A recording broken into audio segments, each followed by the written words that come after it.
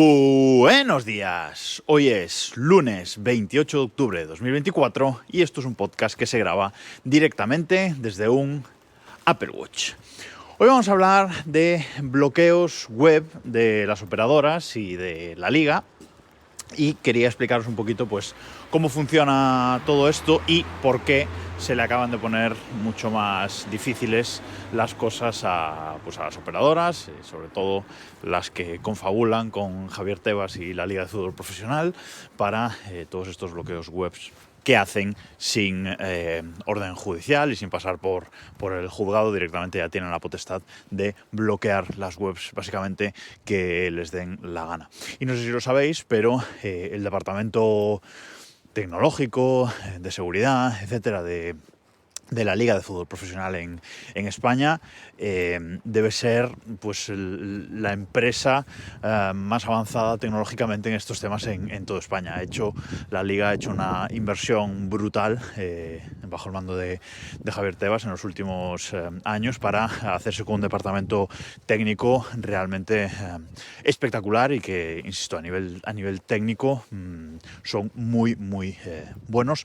Todo, bueno, pues para proteger los derechos de sus contenidos. Pero bueno, no me enrollo más con este tema, ni me meto más a jardines y os voy a explicar cómo funciona todo esto. Un capítulo bastante técnico hoy para arrancar la semana. Actualmente el 99% del tráfico web ya va encriptado gracias al protocolo TLS, el Transport Layer Security. Esto, bueno, todos lo sabéis, que cualquier web a día de hoy ya tiene que ir o va sobre HTTPS. Las webs que iban sobre HTTP pues prácticamente ya han desaparecido desde que, bueno, puede ser desde que Google anunció en 2014 que el llevar el que la web tuviese HTTPS, fuera con navegación encriptada por TLS, iba a influir en los resultados de búsqueda, en el posicionamiento dentro de su buscador. Y bueno, pues estamos en 2024, 10 años después, como digo, el 99% del tráfico web ya va encriptado. Pero el problema es que este protocolo, el TLS de HTTPS, no encripta el SNI, el Server Name Indication. ¿Qué es esto? Bueno, pues esto es un parámetro que va en las conexiones y sobre todo en el primer hello, en esa primera conexión, esa primera petición para pedirle a un servidor que nos sirva X página web que está contenida ahí en ese servidor. Bueno, pues ahí es donde se le dice al servidor qué web nos tiene que servir. Y os voy a poner un ejemplo. Yo, para alojar mis contenidos, sabéis que tengo pues todo en mi NAS y lo tengo con un proxy inverso por delante. Un proxy inverso, bueno, montado en Traffic, pero eso da igual. La cuestión es que tengo un proxy inverso y tengo una única IP, pero detrás de ese proxy tengo varias páginas web. Pues tengo Desde Reloj, tengo El Cine Nunca Muere, tengo distintas URLs para los feeds de los podcasts, etcétera. Tengo ahí varias cosas ahí detrás y todo apunta a la misma IP. Pero cuando vosotros entráis en desdereloj.com, ponéis en el navegador desdereloj.com, bueno, pues esa primera petición lleva ese SNI, lleva ese Server Name Indication, donde pone desdereloj.com. Con lo cual, cuando la petición llega a mi NAS, a la IP de mi casa, pues el proxy inverso lee ese SNI, por decirlo de alguna manera, y sabe qué web os tiene que servir. Y que si ponéis desdereloj.com, pues no os sirva elcinenuncamore.com, por ejemplo, ¿vale? Sino que os sirva la web que os tiene que servir. Bueno, pues ese es esa indicación. Y el problema, aún en las conexiones HTTPS, es que ese parámetro, esa primera petición no va encriptada.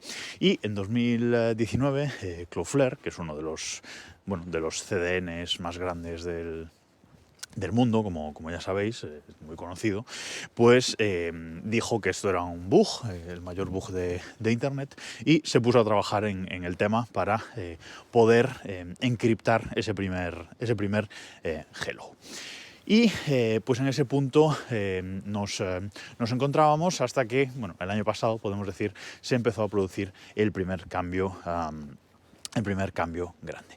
Porque, ¿cuál es el problema de que ese primer hello no vaya encriptado y ese SNI vaya en claro y que se pueda ver aún en una conexión HTTPS? Bueno, pues el problema es que este parámetro se utiliza para filtrar y para bloquear URLs a distintas páginas web.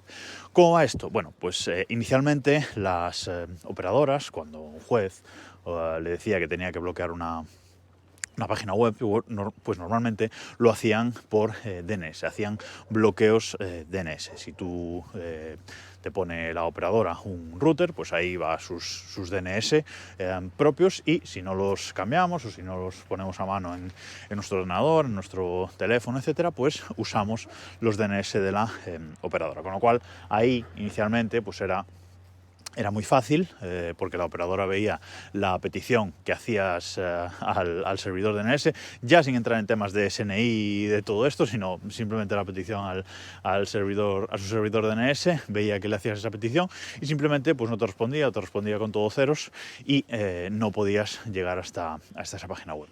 Estos bloqueos se podían saltar utilizando DNS de terceros, pues los de Cloudflare mismo, los de Google, los de la Unión Europea ahora, los de OpenDNS. Es decir, hay un montón de DNS de terceros que podíamos configurarlos o en nuestros equipos o directamente en el router y usar esos DNS, con lo cual el bloqueo por DNS de las operadoras pues ya no funcionaba, porque si no hacías la petición a ellos, pues no te podían bloquear.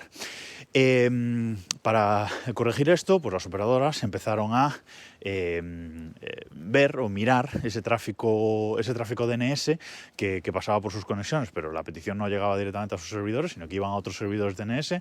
Entonces empezaron a mirar este tráfico DNS, como digo, que iba sin encriptar. El tráfico DNS va por HTTP, no va encriptado normalmente, y pues veían esas peticiones al DNS y pues bloqueaban también esa página web.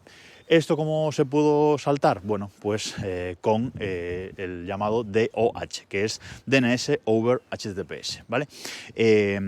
Con esto, pues las peticiones a los DNS pues se hacen por HTTPS, van encriptadas, con lo cual ahí las operadoras tampoco ya podían ver lo que pasaba ahí, y se podía uno saltar esos bloqueos. Con lo cual aquí llegó un punto en el que las operadoras, digamos que de forma fácil, de forma barata incluso, ya no podían bloquear URLs y páginas web pues que les dijera un juez. Y una cosa es que te lo diga la liga, pero otra cosa es que te lo diga un juez y que tienes que cumplirlo sí o sí. Con lo cual, lo que tuvieron que pasar a hacer los operadores es inspeccionar el tráfico web donde sí se ve ese valor SNI. Digamos que no rompen el cifrado de las conexiones TLS, pero como el primer hello de las conexiones, digamos que tú haces primero la petición al DNS, la haces por DOH, por DNS over HTTPS, entonces el operador no ve a dónde te vas a conectar, pero una vez tienes la URL, una vez tienes la IP, ¿vale? Tú pones un nombre de una web, el DNS te da la IP. Bueno, pues cuando tú tienes esa IP, ahí tu navegador procede a conectarse al servidor donde está esa web, como el ejemplo que os ponía antes, mi NAS, por ejemplo, la IP de mi casa, la IP pública de mi casa. Bueno, pues cuando te conectas ahí, en ese primer hello, como digo, el SNI, el Server Name Indication, va en claro, es decir, esa conexión no es cifrada. Y los operadores se dedicaron a inspeccionar el tráfico para poder captar esta primera conexión, este primer hello, y ver ese SNI. De forma que ahí, en ese punto, ya podían bloquear las URLs. Los operadores tuvieron que invertir un montón de dinero en esto, en sistemas para examinar estas conexiones, pero bueno, finalmente es como lo están haciendo, como a día de hoy bloquean esas webs. Por eso, aunque pongamos un DNS de terceros y utilicemos un DNS de terceros, esto no va a hacer que se salte un bloqueo, ¿vale? Y por eso también estos bloqueos los podemos saltar utilizando una VPN, porque dentro de la VPN todo va encriptado y todo el tráfico que va dentro de la VPN, pues el operador no lo puede ver, con lo cual no puede hacer ningún tipo de bloqueo. Sí, tiene que ser una buena VPN, etcétera. No voy a meter en temas de VPN, pero el tema es que ahí dentro no podrían ver nada. Pero en una conexión normal, sin VPN, pues sí. Y lo que pasa a día de hoy es que analizan este SNI y muestran en el navegador, normalmente, en la mayoría de los casos, un error 451. ¿Qué pasa? Ahora, ¿cómo Cloudflare, como abanderado de todo esto, quiere corregir ese bug de Internet, eso que ellos llamaron bug de Internet? Bueno, pues con el ECH, un montón de siglas hoy, parece las asignaturas de la carrera de Teleco que yo estudié, que eran todas así siglas. Bueno, pues llega el ECH, ¿y qué es esto? Pues es el Encrypted Client Hello, es decir, esa primera conexión, ese primer hello encriptado. Es un estándar en la fase final de su aprobación y que ya lo soportan, muy importante, las últimas versiones de todos los navegadores principales.